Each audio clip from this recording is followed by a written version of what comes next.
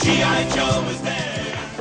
Hey, welcome to Saturday Shorties. Today we're taking a look at another G.I.Joe promotional booklet that I think is exclusive to Europe. I couldn't find an American version of it in any case. This item was mailed out to members of the G.I.Joe Club by Hasbro in Belgium and Holland to promote new figures.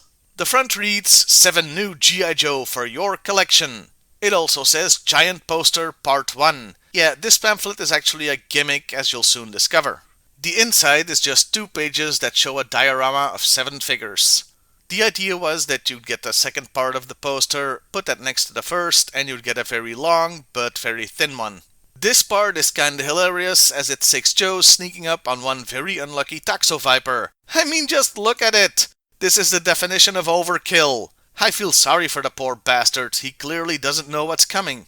There's some effort that's gone into the background. A large gate, a half-crumbled wall, and I'm not even sure what's behind the Taxo Viper, but it looks cool. This is pretty nice, but the episode is a stealth foreign file card fun, as the back of the booklet has profiles on the 7 characters. First is Storm Shadow, called Bliksemschicht, which translates to lightning bolt. All of the text cribbed from the American file cards, but in this case it adds that he knows archery, probably because the toy came with a bow.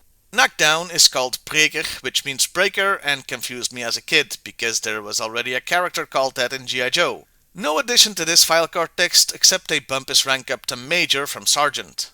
Red Dog is called Bloedhond or Bloodhound. He's also bumped up to Major and played football, which literally translates to football but means soccer in Dutch, so he gets a different sport here. By the way, the term next to the name refers to the function of the character, in this case Vogelvrije, meaning outlaw, which I think is as close that they could get to a translation of renegade. Taxo Viper is Gifadder or Poison Viper, and he's the Cobra Atmosphere Ruiner. Don't invite him to parties, I guess. Maverick is Arend or Eagle here, and Koerspiloot, meaning race car driver, so they screwed up because he's a pilot.